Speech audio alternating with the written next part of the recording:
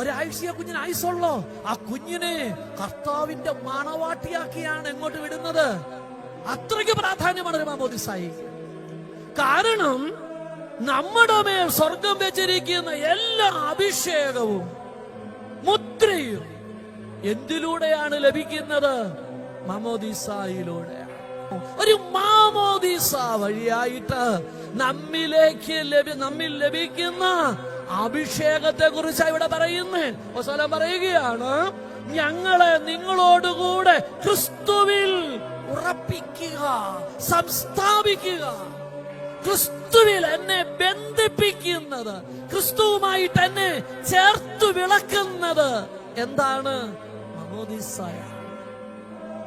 അത് ദൈവമാണ് ആ കർമ്മം നിവർത്തിക്കുന്നത്.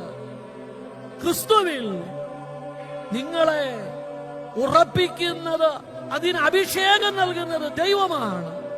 22-ാമത്തെ വാക്യം ശ്രദ്ധിച്ചു കേൾക്കണം. അവിടുന്ന് നമ്മിൽ തന്റെ മുദ്ര പതിപ്പിച്ചു. ആരുടെ മുദ്ര? ദൈവത്തിന്റെ മുദ്ര. ഒരു മാമോദിസായിലൂടെ നമുക്ക് എത്ര മുദ്ര കിട്ടുന്നുണ്ടെന്നറിയാവോ? ദൈവത്തിന്റെ അടയാളം, ദൈവത്തിന്റെ മുദ്ര എത്ര എണ്ണം കിട്ടുന്നുണ്ടെന്നറിയാവോ? 18 മുദ്ര. 18 മുദ്ര ഞാൻ അറിയാത്ത സമയത്ത് എന്റെ ശരീരത്ത് വീണിട്ടുണ്ട്, എന്റെ തിരുനെറ്റിയിൽ വീണിട്ടുണ്ട്. ഈ മുദ്രയിട്ടതിലൂടെ ഞാൻ ആർക്ക് സ്വന്തമാണ്? ദൈവത്തിന് സ്വന്തമാണ്. അതുകൊണ്ടാണ് പൗലോസ് അപ്പോസ്തലൻ പറയുന്നത്, മുദ്ര പ്രാപിച്ച ജനത്തോട് 1 കൊരിന്ത്യർ 3:16 പൗലോസ് പറയുകയാണ്, നിങ്ങൾ ദൈവത്തിന്റെ മന്ദിരമെന്നും ദൈവത്തിന്റെ പരിശുദ്ധാത്മാവ് നിങ്ങളിൽ വസിക്കുന്നു എന്നും നിങ്ങൾ അറിയുന്നില്ലയോ? ശരിക്കും ആവിഷ്കരിച്ചിട്ടൊരു സംഭവം കൂടെ പറയുക. എന്നിട്ട് കുമ്പസാരക്കുള്ള എന്നാ പറയുന്നത്? അറിയോ, അതെ ഞാൻ എന്നാ പറഞ്ഞു പോയി.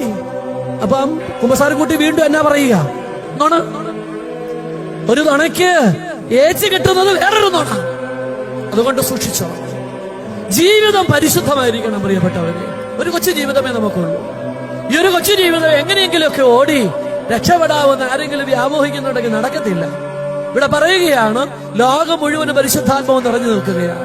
കാരണം ഈ പരിശുദ്ധാത്മാവ് എന്ന് വന്നു? പെന്തിക്കോസ്താ നാളിൽ. എന്നേക്കും നമ്മുടെ വസിപ്പാൻ, എപ്പോഴും നമ്മൾ ഇരിപ്പാൻ ആരയക്കപ്പെട്ടു? പരിശുദ്ധാത്മാവ് അയക്കപ്പെട്ടു. പിന്നെ പരിശുദ്ധാത്മാവ് നമ്മോട് കൂടെ വസിക്കുന്നു. നമ്മിലിരിക്കുന്ന ഈ പരിശുദ്ധാത്മാവിനെ വിട്ട് നാം നമ്മുടെ ജീവിതത്തിൽ ഒന്നും ചെയ്യാൻ പാടില്ല, പറയാൻ പാടില്ല, ചെയ്യാൻ പാടില്ല. പരിശുദ്ധാത്മാവിനെ ദുഃഖിപ്പിക്കരുത്. പരിശുദ്ധാത്മാവിനെ ദുഃഖിപ്പിക്കുന്ന പ്രവൃത്തി നമ്മുടെ ജീവിതത്തിൽ ഉണ്ടാകാൻ പാടില്ല. അതുകൊണ്ട് വളരെ പെട്ടെന്ന് അവസാനിപ്പിക്കുക.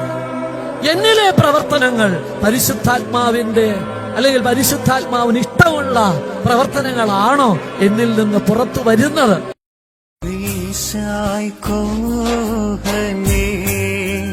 कोहने सहायो वम शेम सोने